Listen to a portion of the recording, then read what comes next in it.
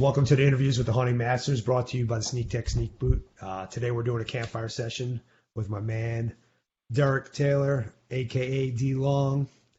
And we're going to be talking about this ginormous buck that he guided his neighbor to on the strip this year.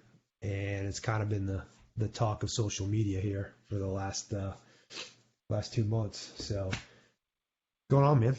Much, man. Glad to be here. Thanks for dropping in, and no problem. it was amazing to see this thing, like actually get my hands on it. I mean, looking at it in pictures is one thing, and then when you actually get to see it in person and put your hands around, it's like, this is just never in your mind would you think that a mule deer would have mass like this. So you can't touch your fingers around it. It's like holding an elk. It's like holding an elk in a mule deer frame. Freaking nuts. He's pretty incredible. Yeah. Still, I've seen him for quite a while here, and I still catch myself every day holding him, looking at him, like just every time. I mean, just buck of 1,000 lifetimes for sure. Did you kick your wife out of bed and sleep with it next to it? Put it in the seat belts, make him ride in the back seat. Yeah. Man. Well, before we get into the story of this year, why don't you give us a little bit of rundown about yourself and who you are, what you do? I'm Derek Taylor. I grew up in southern Arizona, the Pima area, so I grew up hunting down south a lot, those southern units, and the elk in like Unit 1, 27, those areas. I moved up here to the Gilbert area in 95.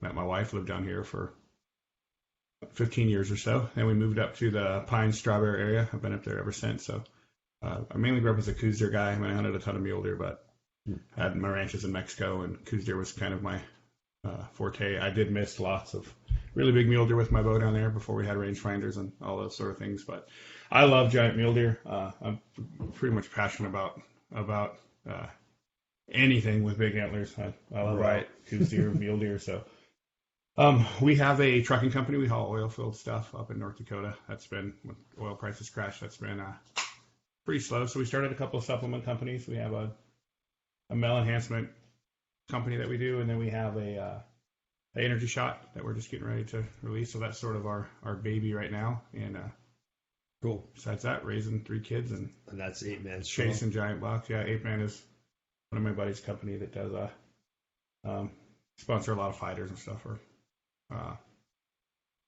cool stuff for clothing and stuff. So sweet. So give us the history, because I know you had some history with this buck. So this buck is Dyno. He's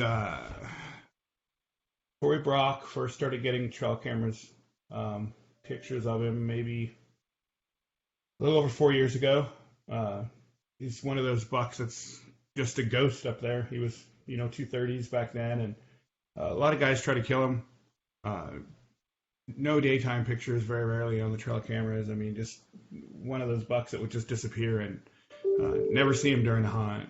No matter how many guys were looking, he was one of those deer, people hunt him with the auction tag, to where you've got, 15, 20 guys up on knobs trying to glass and trying to locate him, and he just can never find him. So last year he actually had he might have been a little bigger last year. He had a big flyer coming off of his base, and these big bucks up there, they're a different kind of animal. They're so nocturnal, and they live in some stuff like where this buck was. And then, Drifter, that's the buck another big giant buck that I found the sheds from him last year. It's like a 275 buck.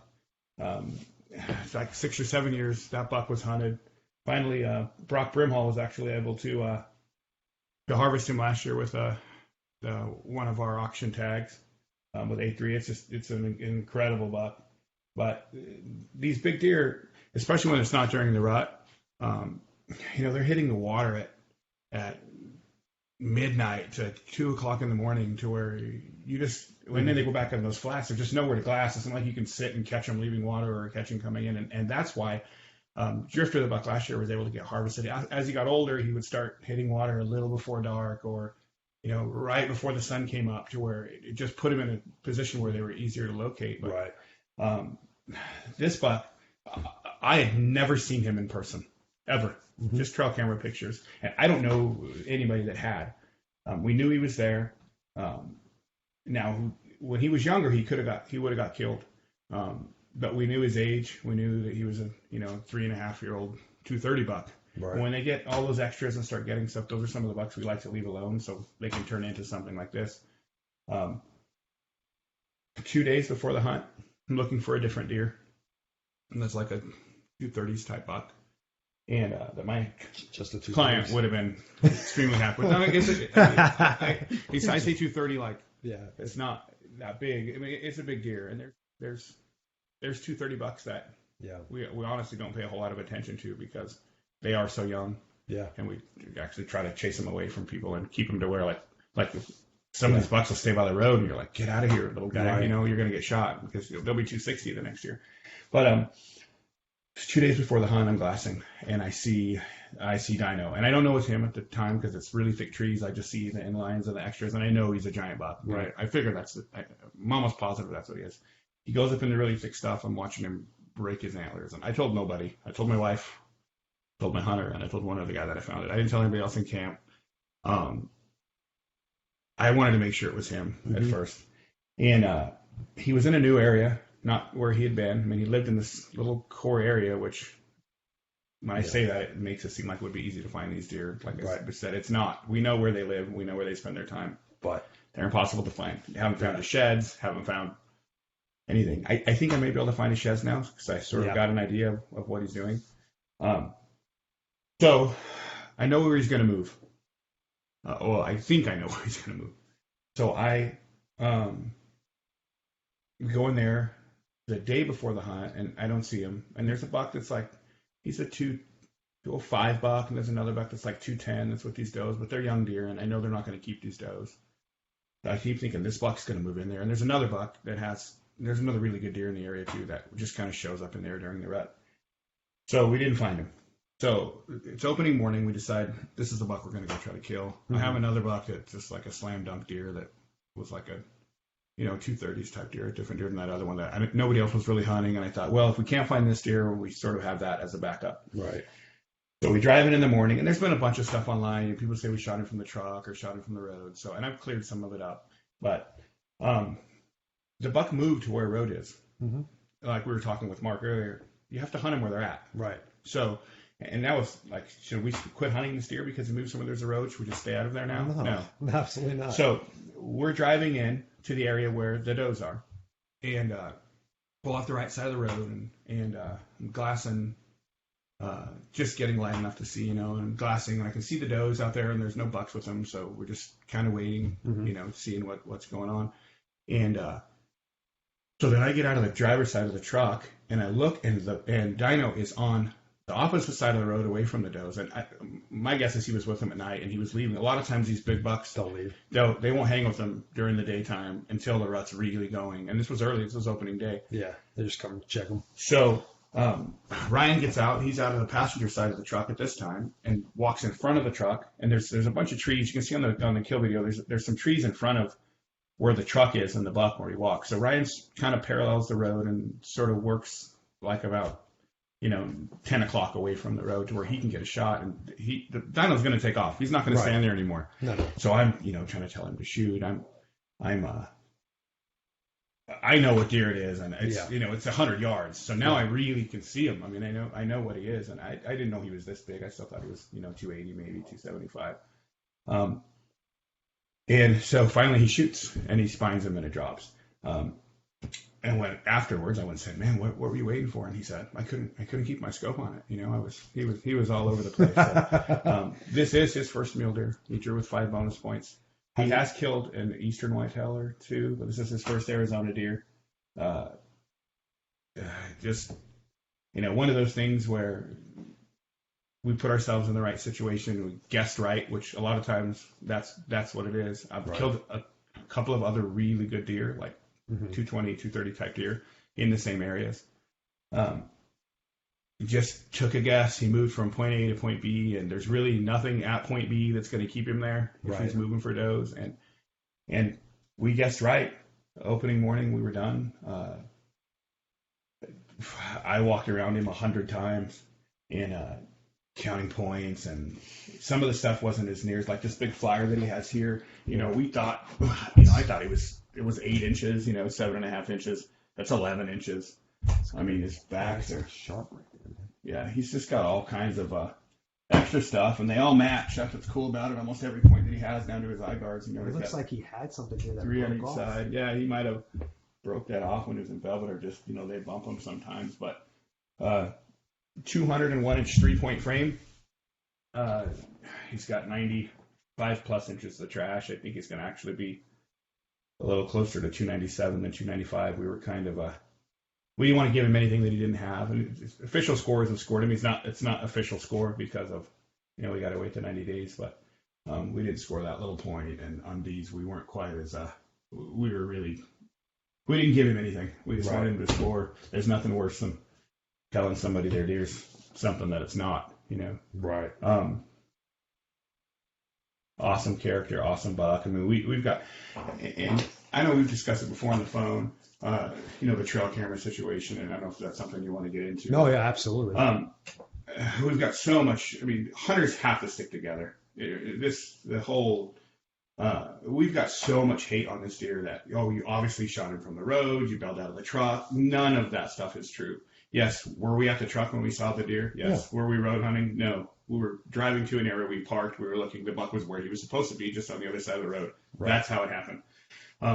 The cameraman was close to the truck with his expensive camera with a mic. Yes, you could hear the truck. Should I probably turn the truck off? It happened super fast. I didn't turn it off. I was just sitting there wondering if we were going to move forward or not. Yeah. It happened.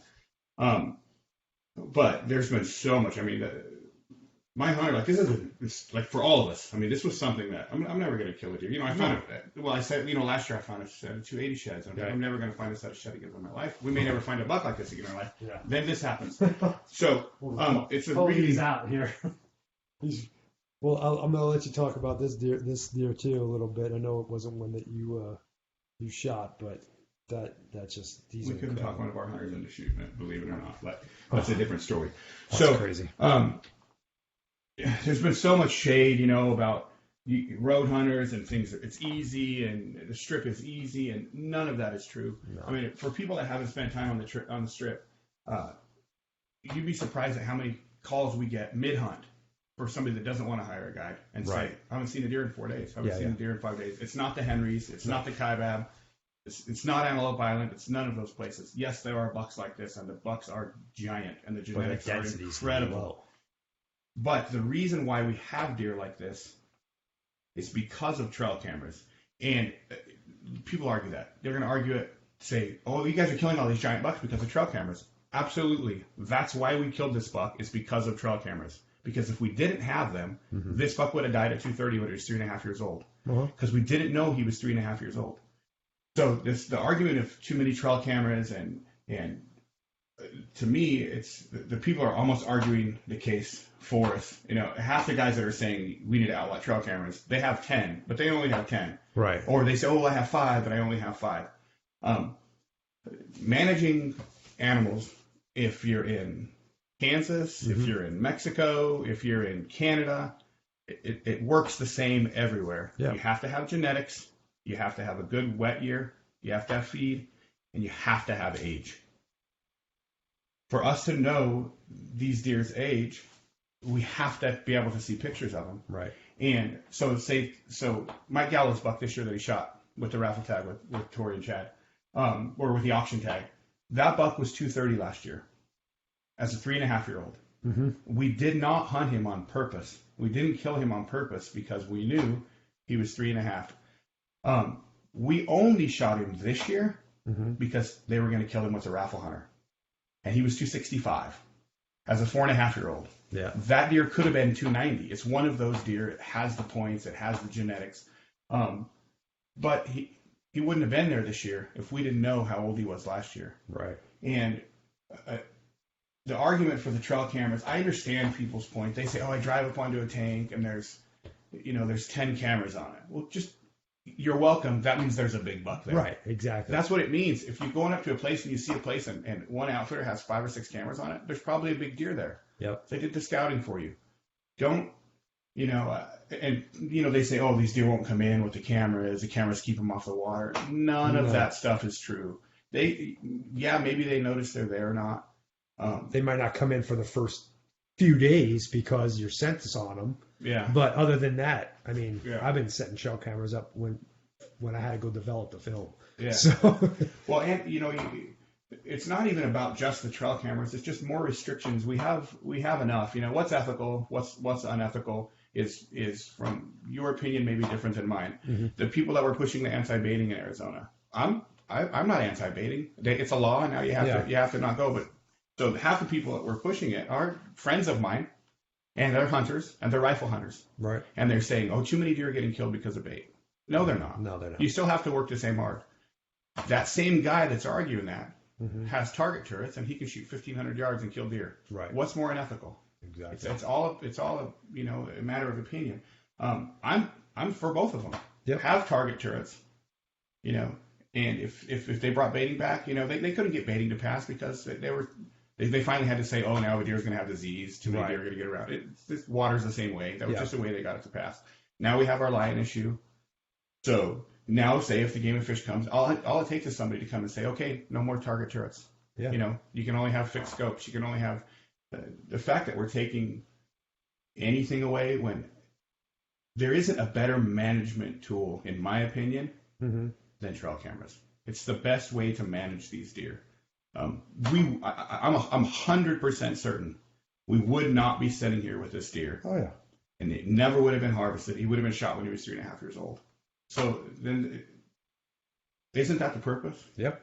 The purpose of the strip is to harvest the most mature animals in their prime. Mm-hmm. That's what the tag numbers are for.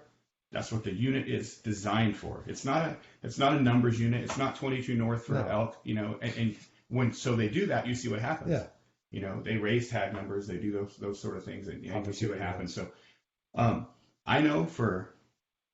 And another reason why this, and that's another thing we got a ton of stuff saying, oh, it's so good that one of those billionaires didn't kill it. It's so good that, no, yeah. I hunt with those billionaires. Right. This is another reason why this deer is what it is because of those billionaires. Right. The water hole that this thing hit every single year, every time, that the cameras the only one we're getting this buck on was a water source that was made by the Mule Deer Foundation, by money that was raised by those tags.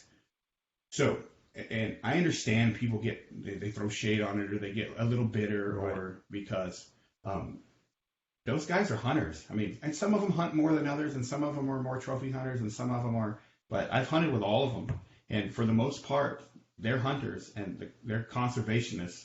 And that's one thing I was really surprised about in a lot of our posts about this deer is how many people were like just so happy not happy that Ryan wasn't one of those guys, but just that it wasn't one of those guys. Right. Like it was more bitterness against them than celebrating Ryan being able to harvest it. So it opened my eyes to a lot. I mean, I know hunters against hunters and some of the stuff that people say, and all some the time, of the stuff that 90% of it's jealousy. Yeah, and I can deal with people saying, "Oh, there's no way this buck's 290, whatever. Look at the frame. There's no way it's this. There's no way it's that." That stuff I can deal with. When they started talking ethics and you don't have respect for the animal because you shot it close to a road, and saying, "Oh, it was still breathing when you walked over there." So I walk over. You can see in the video. I walk over the stick and I touch the deer in the eye. It isn't moving. Right. It's done. It doesn't blink. Then I go around and I'm counting points, and he starts to take another side. Right. The video's turned off, but we shoot him again, and you see the steam coming out of him. And people say you walked around that animal when it was alive. There's no respect, and I'm like, no respect. Like you don't understand. Like I respect this animal. Like there were tears. Right. There were prayers of thanks. All that stuff's not on video. Yeah. But these guys with their assumptions from what they've seen on the internet, and I can't tell you how many texts or how many messages we got that said, "You obviously bailed out of the truck, or you obviously shot him through the window because we can hear a radio," not even stopping to think like maybe there's a cameraman.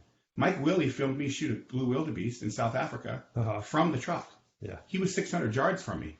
You can hear the truck because he's standing in it. Right. Like, just use your brain before you do it. And all it does is fuel antis. All it does is fuel like, and I've got apologies from a lot of those people. A lot of times they got some messages from me that they probably weren't real happy to hear, or we had mutual friends, and I said, "Hey, you need to call this guy because I've got an issue with it." I got a hunter that's like literally devastated that people think he shot this deer like from the road, and he goes, he hasn't been around it enough to know, like, he's like, why are they doing this? Aren't these hunters? These are some of the pages that, and the pages on Facebook, it's the same people want to butt heads. Some people just want like that's their life is to cause the drama. And 90% of the times it's those people that will never even see a deer that's half this size, and they spend most of the time punching away at a keyboard. And it's jealousy. Like, and unfortunately, hunting is a sport that's very ego driven. It's full of a lot of chest beaters. Look at me. I mean, that's what it is. If you think about it, it's look at what I shot. I mean, everything's about that. So that's why there is so much of this going on. So people, wow, how the hell is they got to take it away from you? Because why can't I do this? Yeah. Why can't I shoot something like this? What does Derek have that I don't have? Well, he must be cheating. He must be cutting corners. Working twice as hard. It's incredible how many posts we got about people saying, well, why are you holding it so far away from your body? And I'm like, my arms are like this, and Donnie Lee made some funny comments and said, oh, think about my shirt. And they said, well, we're holding it up so where the wall tents behind it so you can see it. Right. And the guy says, obviously, in that picture, you're just trying to show how big that deer is. And I'm thinking, like, it's literally what he said. And I go, well, yeah, exactly. It's not about me. It's not about what I'm wearing or what I'm, they're saying, well, don't you have you should have wore a lighter color shirt and you wouldn't have to hold it out so far. Like, literally, that's the kind of stuff that these guys put online. And you got it. You saw, your coyote stuff. And people saying, oh, you should have did this. You should have did that. And it's like, it's the guys that shoot. And then I go on those guys' page and they got fish and they're sitting way behind their fish and they're holding and they shot 2-pointers and they're saying, they're the ones that are throwing shade. And we got it from a few outfitters and we got it from a few other guys. A lot of people just saying, oh, anybody can kill deer on the strip. Anybody. Those guys aren't hunters. They only use their trail cameras. They only use that. And it is so wrong. Exactly. So many guys said, "Oh, you just don't know how to hunt. You don't know how to." I'm not trying to brag, but I will hunt any one of those guys in the ground, and that's why we consistently kill these. Tory Brock, from Tory Brock hunts. Chad Woodruff, Mossback, Arizona. Right. Matt Jimber from A3. Woody from A3. Breck Bundy, MDA. I can tell you that there isn't anybody that hunts harder than any of those guys. And 2 of those guys are my competitors. Right. I got with Mossback. That's who I got with. They hunt hard. They have cameras where we have cameras. They get their feet on the ground. People don't know those units better than any of those guys. Right. But you get this, these people having some connotation like that they think that the strip is some easy place where a guy can just go, anybody can go shoot a giant buck. You look, our camp did incredible. Right. We shot 11 bucks between A and B. The average was 230 something. Not everybody did. Yeah. Some of those big outfitters shot 1 good buck or 2 good bucks and a lot of small bucks because it's just the way some years it goes that way. Right. Not that those guys aren't incredible hunters and don't know where every deer is, because they do. No, A3 knew about this buck. Yeah. They obviously did. They're the only other ones that had cameras right there. But did they know where he went? Nope. Neither did we until I saw him. And the same thing. So A3 killed this buck, last year. Brock shot that buck. Our auction guys, they didn't want to shoot it. It doesn't make sense, but we didn't think it would net book. We didn't know. We knew it was going to be 275. We didn't know that it was going to net book, and that's what they were looking for. So Rick came and shot a 220-inch typical buck. Now he'll go shoot his non-typical. So and honestly, this buck right here, Brock was probably the guy that was going to kill it, the drifter buck, because the way he hunts, he's a younger guy. He was going to hunt, and he hunted hard, and they killed it. They earned it, and they killed it. Yeah. And was I bummed? Yeah, I was a little bummed because I lived with this deer on the side of the hill. Me and Woody from A3 were down there all the time and sort of watching him. And I found the shed. That was awesome. But then I'm thinking, like, now he's gone, and now this deer's gone, and it's a little weird to not have those there. There's a few younger bucks. Tori knows the strip better than. Tori's been hunting the strip before. Muley Crazy was Muley Crazy before, and then I grew up hunting it, and then I wasn't there for a long time. I hunted A more than B, and now I probably spend more time in B. But A was incredible this year. It was another year that A last year I'd rather had a kaibab tag, right? And this year it was insane. I'm excited to see what some of the bucks do. I wish we would get some rain up there. I've never seen it. Like it is this year, dry wise and dusty wise for these hunts. Bad everywhere. There's always going to be, I know when you kill giant stuff, there's always going to be There's always going to be negative.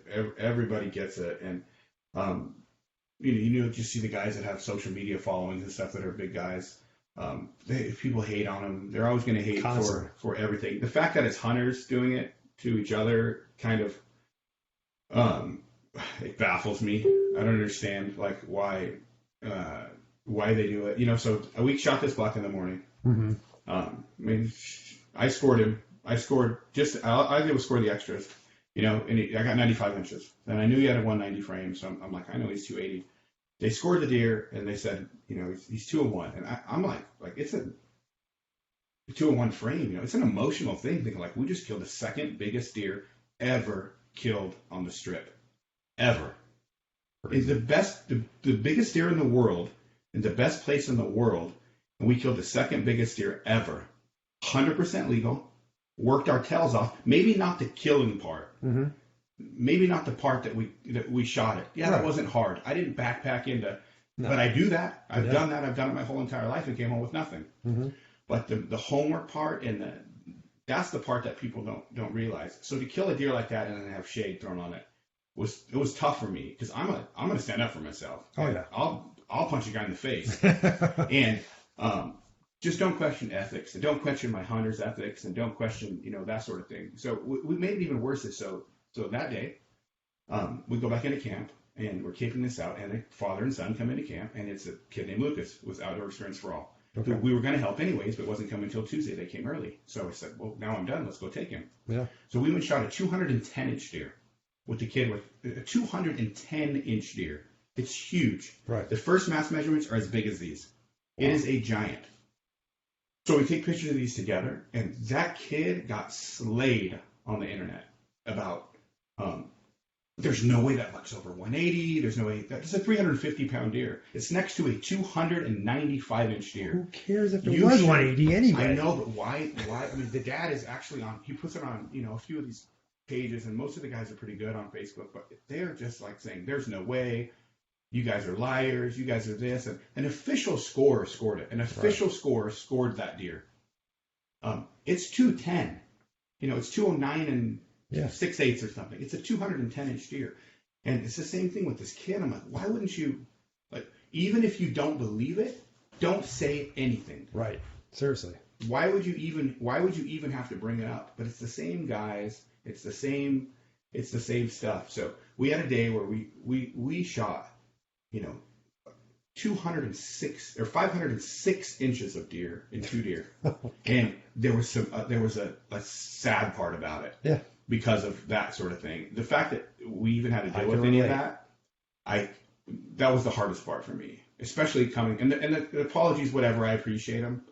I think some of them were out of like, this dude's serious. He's really mad at me. Yeah. And a part of it was, you know, friends who were mutual friends of ours who knew these guys and said, hey, you better shut your mouth. Why are you even saying anything? You know nothing about the story. You know nothing about, so, you know, Zach Griffin, he posted stuff online the other day. It was the same thing. We got guys saying, oh, well, too bad he was shot from the truck, or too bad he was shot from this, or too bad the deer wasn't given respect.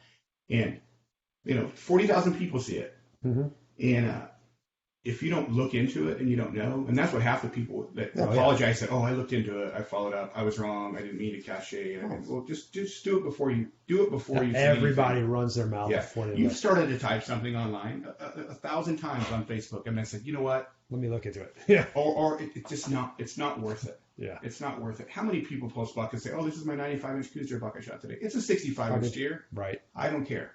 Congratulations. As long as you got a shit-eating grin on your face, it makes you happy. I'm glad you shot that. I'm not going to, but these guys will just pick these poor people apart.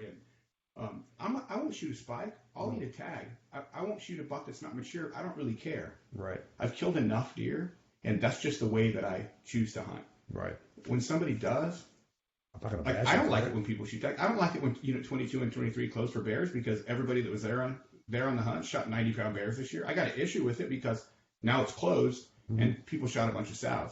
It's legal. Right. They shot it. They did it. That's what it is. Now, if they changed the law and you had to shoot more mature bears, or they did something different, I would be upset. You know. So I just, it's tough that's the toughest part for me to deal with. I mean, this buck's incredible. I don't really care what people think about the deer. Mm-hmm. I cared more about for my hunter, who's a friend of mine.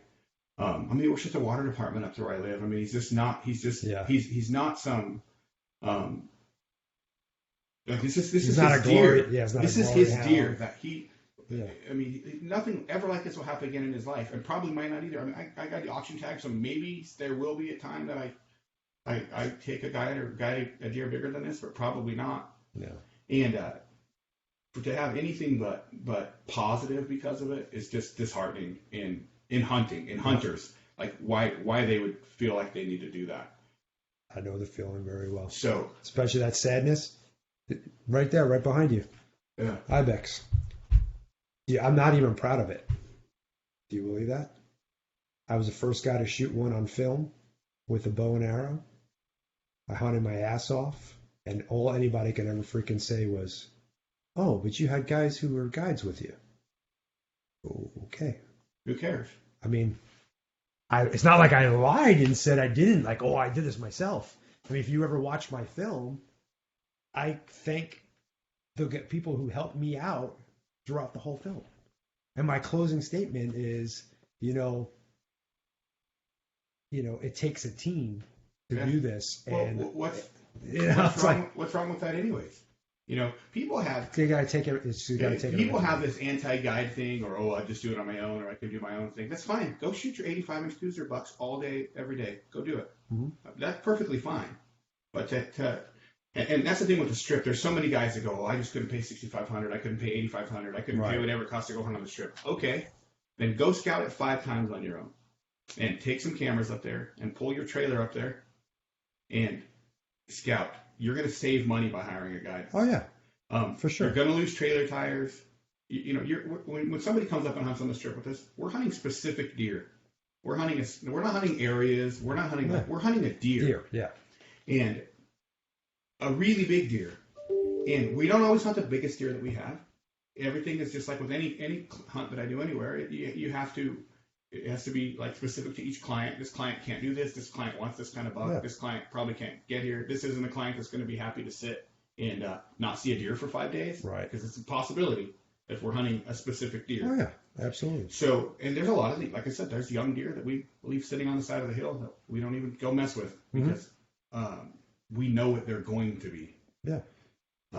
So I know what's going to happen with the trail camera thing. It's going to happen. It's going to pass. You think so? I think it's going to pass.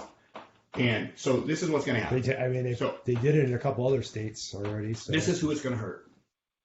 It's going to hurt the Elk Foundation. Mm-hmm. It's going to hurt the Mule Foundation. That's who it's going to hurt because these guys that are paying, $405,000, $380,000, whatever for these raffle mule deer tags are going to pay $100,000. I already know. I know them. That's what they're going to pay. Yeah. And they're going to pay $250,000 more in guiding because now. So say some of these big tanks that we have, we still may have 4 cameras on them because with the ones we have a big buck on, because he may come in once in 15 days in the night and come to one corner. So we have to know this is where he is. So we have to completely cover the tank. Now we can't have a camera within a quarter mile of that water hole. So now we have to have 25 cameras on the same tank. And we have to have 3 more guys to try to check them. They're not going to go away. No. What's going to suffer is the deer. Yeah. What's going to suffer is the elk. For sure. And I don't know, half the guys that are arguing the trail camera thing, they can't understand the management part of the trail camera. They don't understand, and maybe it's because nobody ever talked to them about it. Maybe it's because nobody ever, especially on places like the Strip. I mean, for some of our Coos deer stuff and things like that, it's not. I mean, I still run a ton. I got 100 cameras up there. I run for Coos deer and 75 stands, and it's just different because of, like Mark was saying earlier, they're just like an eastern whitetail. You can sort of pattern them. They're going to stay here in this little spot, and that's what they do. But these deer, man, I mean, this deer was 6 or 7 miles from where he lived when we killed him. So, I'm not for any restrictions. I just wish they would quit adding new things and people quit fighting for new things, because half of these archery guys that are fighting against the trail cameras, we talked about this before on the phone the other day. when compound bows came out and rangefinders came out and all this, everybody fought it. They said it's unethical. Right. We can't have compound bows. We can't have rangefinders. We have to shoot stick bows. And those traditional archers were they fought it. Right. And now it's not a big deal, but it's no different. Technology it's not a bad thing. Right. Trail cameras are an incredible management tool. They are the best. They are the best management tool to get deer to this age. Yep. If we don't have them, that will go away. Because if this is a 235-inch 3-point that's standing at the side of the road, I would shot the shit you're going to shoot him. You're going to shoot him twice. Every time because you just don't know. Yep. So we'll see what happens. And like I said, both auction hunts that are this year. So the raffle hunter this year that killed with MDA, they killed a big giant buck in 13A. Now we passed that buck in 13B last year. I have tons of trail camera pictures with him, and we misjudged him. Obviously, we thought he was 225. I think he was closer to 245. He was 260 this year. 11-inch base on one side. I mean, the buck is absolutely incredible. We only knew about him because of cameras. We only passed him because when we saw him on the hill, we thought. No, he brought it in B. I mean, we passed him in B. It's an A buck. Mm-hmm. We knew exactly which deer he was, and that's why we didn't shoot him. And the next day, our hunter Bob shot a 247-inch buck. It was 6.5 years old because we didn't shoot that deer. Yeah. So I don't know. We'll see what happens. I just think that the same thing with the lion stuff. I think it's going to pass. There's just too many people fighting it. I mean, go to the Phoenix Zoo and look at they got booths set up, and there's people fighting, and they just don't understand the management part. And go to the San Carlos Reservation. I grew up on it. As soon as they stopped letting non-tribal members hunt there, their deer population went almost gone in some of the areas. And now they have some tribal members, a few of them that are friends of mine that I know that are running dogs, and they do an okay job. But where can you go on a deer hunt in Glass and see 5 lions on a hunt in a 5-day hunt? The San Carlos and the Navajo. Yeah. And Navajo's a little better because they let you can run dogs there now if you're not a tribal member, but it's so far away, that a lot of guys, they made such a hassle, it's so hard for them to do it. But the same thing will happen here. I mean, we've got the strip. For sure. The strip is so overrun with lions. It's incredible. And we lose a ton of deer. But there's no what I think they should do is make them non-resident tags like in areas like the strip. Make them $10 or $25, whatever ours are. Mm-hmm. Because St. George guys will run their dogs there. For sure. But who's going to, somebody from Flagstaff, or they can just go to the Kaibab. It's easier. Yeah. It's easier to run their dogs. So, there's a lot of different management tools, and look at like those places where lion hunting is banned. Those are all the places where mountain lion attacks on humans are way higher. Yeah, go to California and shoot a big buck. Good luck. Yeah. Well, go find a buck with some age. Yeah. Try to keep your pets alive. Yeah. It's the same thing. You don't think look at Scottsdale and you look at Troon, these areas that there's just wait. I've glassed up in the lion right here, right in my backyard, basically, right on the McDowell Mountains. Hunted the McDowells, I've hunted all of it, and there's. Oh yeah. We'll see what happens. I've called in lions on the north side of it. Yeah, they're there. Yeah. My biggest thing I wanted to stress today is, it's an awesome deer and it's great and it's a buck of a lifetime. But before people say stuff online, before people criticize anybody for their deer being small and it's not as big as they thought, or they're what you think is ethical compared to what somebody else thinks is ethical. Right. If it's by the letter of the law and somebody's obeying the law and they harvest an animal, even if it's not as big as you want it to be, or you don't think it's as big as they say it is, right? Just let them enjoy it. Just skip it. It doesn't matter. All you're doing is causing drama, and I mean, people say some hurtful stuff to people about it's the buck of their. It doesn't matter if it's 70 inches. That's the buck of their life because all they've ever seen was 2 or 3 pointers. Small little deer their whole life. So they shoot a big Cougar buck or a 140-inch mule deer buck with their bow. That's not an easy task. I don't care who you are. No. You want to hunt the desert down here and go shoot a 140-inch mule deer buck with your bow, you probably earned it. Yeah. Just as much as somebody earned the 180 buck that they shot. So less shade, more. Everybody needs to be.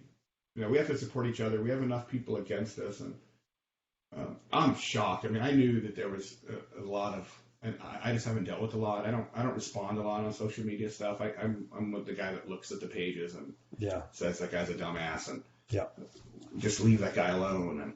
But I don't really say anything because I just will cause drama. Yeah. But this really opened my eyes to like the jealousy and the we just couldn't have killed this legally. We just couldn't have. This has to be high fence because it has a crab claw here, and that doesn't happen in the wild. No. This has to be fed protein. That doesn't happen. Look at the ear; it's got a split ear on it. When you guys pulled the tag out of it right when you shot it, this is legit. These aren't people joking. Oh my god, man! Like there's no way this deer wasn't high fence. It has to be. I don't have anything anywhere close to this, and I can show you 6 bucks with that same crab. How many coos have you same crab claw? How many coos have you killed in your life with split ears? Every one. Every one. Every one of them. Yep. And it's the same thing. Again, this buck it's got a split ear on its left ear, and its right ear had a bigger split on it. Yeah. But that was one of the first things people said. That crab claw, it just can't happen in the wild. And they're out of it. They're arguing their point online. And you know that's just that they let them out. Like all the deer that are on the strip are that way. Yeah. That's why they're just letting them go. These outfitters are paying all this money. These guys are paying all this money. Tying and them up outfitters at are bringing them from high fence. That's why the biggest deer they've ever killed in Mexico on high fence is 240 something. You can't grow these things. No. That's why these antlers are worth $200,000 and a 450-inch elk is worth $2,000. Yep. You cannot grow this in a high fence. They can feed it Purina. They can feed it whatever they want. They do it in Mexico. They have a big farm. They grow some great giant bucks. Right. They can't get what these bucks eat: tumbleweeds and red dirt. Yep. And the genetics are they're just insane. But it's not high fence. It's never close to a high fence. You know, it's this. That's crazy. That's the first time I ever heard anybody say anything. To be honest. Yeah, I've never heard the crab claw thing. I've heard that. I've heard the crab claw, and I've heard having extras and stuff like that. It's incredible how those deer change up though for a year. So Houdini's the biggest deer ever killed on the strip. It was 307 when they shot him in Velvet. It's Alan Hamberlin's buck. So Steve Stainer found the sheds 2 years before he was killed, and he's 275. Right. We hunted the buck the next year with Charlie Wilmer. He drew the raffle tag, a friend of mine, and he was maybe 240. Maybe. Lost his inlines, lost everything. 275, 240, and then 307. Living in the exact same area. It's all about he never left it. and feed. And it's all about, what kind of moisture they get. And I think sometimes, those deer there, they can get sick. They can, because it was a dry year. The year was 240, but not like so different from the following year. But they just hit that. Sometimes they hit that stride, and to grow like this buck, to grow this point right here. When Brock shot him, this little point right here is like 9 inches long. There's nothing on here. I mean, it just go from 1 year to the next. This deer's just been a 3-point. That's crazy. But he grows a couple little extra here and there. They didn't have 1 year. But they might get injuries and stuff. That whitetail buck, swamp donkey that I shot in 2016. I mean, he was a high 170 buck in 2014. 2 years earlier, he got hit by a car. He's got a bad lip, and now he's a. It's incredible to watch how much they. But he's not a 170 buck. Well, that's why some of these deer. We'll have a 3.5-year-old show up that it's 230, and they're just saying, well, "What deer is that?" Yeah. And then you go, "Oh yeah, that was that little 4-point last year." Yeah. All of a sudden they're like, they just can blow up. I've got a Cougar buck up at my place that he's 9.5 this year, and he's a 109-inch 3-pointer, 108-inch 3-pointer, and 3 years ago he was 135, double droppers on his left side. Wow. When he was 3 years old, he had a big split G2, almost a completely different deer, and to watch him go. So 1 year he digressed a ton, and I thought, okay, he's done. And the next year, got his droppers again. Wasn't quite as big, as his best year, but now he's a straight 3. He's got little nubs, like where his droppers used to be, and but if you didn't know, you wouldn't even know it's the same deer. Right. But to watch him, come and go and reach their prime, but the crazy thing about these strip deer is they can be 270 as 4-year-olds. Yeah. I mean, they just have to get that age if they have the right amount of points. I mean, if you got a 16 by 13. They just got to get a point and an inch and a half on every point. And put on a little bit of mass, and then they grow an 18-inch inline, and next thing you know, they went from 220 to 265 in a year. But that's crazy. Yeah, it was awesome, man. It was and for Ryan, it's like I said, it's a deer of a lifetime, and deer of, just to be a part of it, man. But I just hope people can, and that's kind of why I wanted to talk about like the way we shot it, and there was nothing illegal. We were close to the road. It never even crossed my mind. We had people tag Game and Fish in posts saying, well, maybe the Game and Fish wants to look at this. Like, I'm sure they already are. We posted a video online of the kill. We didn't edit the stuff out. Yeah. And people said we should have edited that. Why? Because like our then it looks like you should. Then it looks like our excitement and how ecstatic we were, and I mean, I was a wreck. I've been a part of a lot of big deer, 260s deer, and lots of big deer. Right. And it doesn't matter if it's 225 to me or if it's 230 like that. I don't lose it. I mean, that excitement is just incredible to me. So, and I lost it. I'm like, I remember saying everything I said in the video. Now when I watch back and see it, but. I don't know what it scores. I'm not going to tell him it's 295. I'm like, maybe it's 270 because you just can't say 295. No, that's just not even realistic. Yeah. So, wouldn't we take, if there was something illegal on it, we would take the video down. And Ben, the guy that filmed it, this is his first really thing to deal with it too. I've dealt with it before, but not to this extent. And he said, well, should we just take it down? Like, why would we take it down? No. Like, and even some of the posts, I said, we posted this thing for you guys to enjoy. We posted it for you guys to want to see this. And I didn't have to show it to anybody. Right. I got it. We can watch it ourselves. I don't have to have anybody see it. It doesn't matter to me. I thought people would appreciate it. You're not making money off of it. I thought people would appreciate it. So that's why we shared it. Same thing with that coyote. I mean, I put it up there because I thought people would appreciate it. And all I did was get freaking berated for not taking a 45-minute hike to go try to shoot a coyote with my bow. People were like, oh, you should have been lobbing arrows. It was dead already. There was no way I was going to get to that. That deer died before. But you know what? The same guys that commented on your post. The same people. It might not be the same exact people. But it's the same type of people. It's that guy. Yeah. And those are the guys that have to, and that's why some people of the guys call me pussy. And no. I'm like, come on. Incredible. Some of the guys that I'm like, I kill more freaking coyotes than you can think of. They may not have ever killed one. Yeah, that's the same. And guy. With my bow. Yeah. So it's like.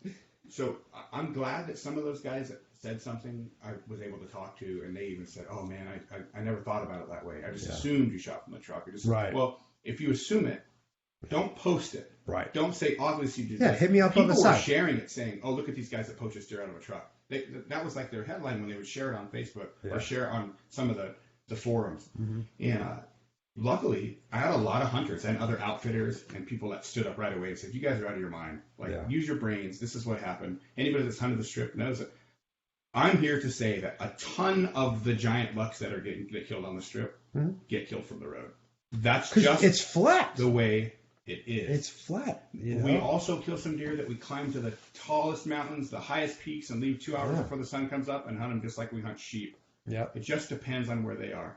You have to kill them where they are. Right. Just like you have to pick up their sheds. People say, "How do you find so many sheds?" Where do you find them? I said, where they're standing when their antlers fall off. That's where you find them. Yep. And it could be different from year to year, and it can be different, but you have to hunt them where they are. I have people that would say, "Oh, I just drove past the deer. I wouldn't have did that. I would have just drove past the deer." I'm like, well, the truck wasn't moving when we saw the deer, for one. The truck was already in park. Yeah. But seriously, you would drive past. Half of those people would be the guys that shot it out the window. They would shoot it out the window. They would have fucking run it over with the damn truck. Yeah. There's no way anybody that would see. I bet you any amount of money people who would see this deer. There's half the guys that were giving you shit would have seen this deer without a tag in their pocket. They would have fucking shot it. Yeah. Because they know in their freaking wildest dreams they'll never see this deer. And that's why when people say, "Oh, I'm sure the Game and Fish is going to look into it. They can look whatever they want to look. Right. And if anybody can say, there was nothing done illegal. He was off the road, completely off the road, not close to the road, not close to the truck. I was closer to the truck than him. Our camera guy was legal. Yeah. Our camera guy, if he would have had a gun instead of a camera, still was legal because he was off the embankment of the road. Right. And then people say, "Well, we heard the door shut right afterwards." Yeah, well, the camera guy shut the door. You also hear the second that the shot goes off, you can hear me walking in the sage. Mike, I'm walking in the sage. So, but nobody's going to point that out. No. They're going to point out that they can hear, they can hear the truck. Yeah. Well, so if we edit that out, we edit everything out. We just want the sound to be. Yeah. We wanted it to be like it was. Yeah. Me saying, "Ryan, shoot. Ryan, shoot." So unethical. You shot through that tree. So many people say, and I go, the hunter didn't even shoot close to through a tree. The hunter's clear at the other side. But sorry, he filmed through a tree. It's super unethical. Yeah. Stupid. So Stupid. I'm hoping it just kind of goes away and people are starting to appreciate it more. And I think they are. We're getting way less. Take it from experience. Yeah. A lot of it will go away, but there's always going to be this like. Yeah. There's going to always be the whispers in the background. Well, every auction buck we kill, every single one. Yeah, it's always going to be. Doyle just shows up for the pictures. Yeah. These guys people have no idea. I've known Doyle Moss for a lot of years. And Doyle has a reputation to be Doyle wears fancy jeans, and I'll bug him about it because I got the same $200 jeans. That's Doyle. Yeah. Doyle is the talker. He's a great salesman. He's a great guy. He will hunt 99% of the people that you know and I know into the ground. Oh. We hunt these auction bucks. He is on the ground. He is hiking. He is walking. He's with the hunters. He doesn't show up for pictures. He's the guy with the hunter. Right. He's the guy walking to the buck. He's the guy. Well, that's what the guys are paying for. They're paying for Doyle. They're not paying for just for the. They're paying for the whole here, Tori, Chad, all of us, we're doing the work. We're pulling cameras. We're the ones finding the deer. But when it comes down to killing the deer, and he's all over the place. It's not just Arizona. Yeah. But these people have these misconceptions that. No, I know. I saw Doyle show up for the picture, or see, and there it's the same thing. The guy, there is nobody in our industry, especially in the West, nobody that has the game like he has. Yeah. He has Arizona, he has Nevada, he has California, he has Utah, and he kills the biggest stuff in all of them. Uh-huh. And sells the most merchandise in all of them. He has the dream job for any of us hunters. Yeah. And that's why people don't like him. That's why people don't like him. Did you see this morning? I mean, this is hilarious. I posted a picture because I got that tag. Oh, wait. I'm sorry. It's on Facebook. I posted a picture of me looking like I was going to take a bite out of a heart. Oh, you're a tough guy because you can eat a heart? I don't have money for my family or whatever? Yeah. Yeah, come on. I mean... No, that's not even the forum. That's not even the place to put it. That's why some people were like, that's a random comment. Yeah, I mean, like, don't rain on my parade. I'm sorry. Sorry for your misfortune. Yeah. Sorry for your misfortune. But it's just... It's never going to go. I mean, it's constant, man. And I'm not even that big of a deal. I mean, I got a pretty decent following. I got the podcast. I've been in the industry for a long time, but it's not like I'm not an A-lister in the outdoor industry, and I get hammered all the time. Yeah, it's not. It's just it's ridiculous. I've kind of every once in a while I let one get to me, and but most of the time I just brush them off. But every once in a while I let one get to me, and I. When it's antis or people that don't understand hunting, and I have the conversation. Oh, that don't bother me at all. I have conversations with them all the time, and tell me something, maybe enlighten me, and then tell me, the whole lion thing and the whole elephant thing. Those people are so really blind to what it is because they just believe what they see on TV, and maybe they know something more about something else that I'm naive about and don't understand. But I don't argue those points. I don't argue the points I know nothing about, and so many of those people do, and just see what you see on media and those sort of things. But you're not going to win that conversation. No. Maybe they'll sit and have a conversation. Maybe they'll be enlightened to understand why that elephant needs to get killed in Africa, why it needs to get killed. Right. Because this is a bull that's past its breeding prime, that's destroying crops, that's killing the younger elephants, that serves no purpose in that. Yeah, yes, it's a life, and yes, whatever, this is a big warrior elephant and you're going to kill. And harvesting that animal is the reason why those other animals get to survive. Yeah. It's the reason why they have people that are keeping those other animals from getting poached. There's a reason why now you have people there with guns keeping poachers away. But the opposition shows a picture of a bull that 4 poachers killed and cut their faces off and left. Yeah. And that's how they're going to say hunters are trophy hunters, and they're, they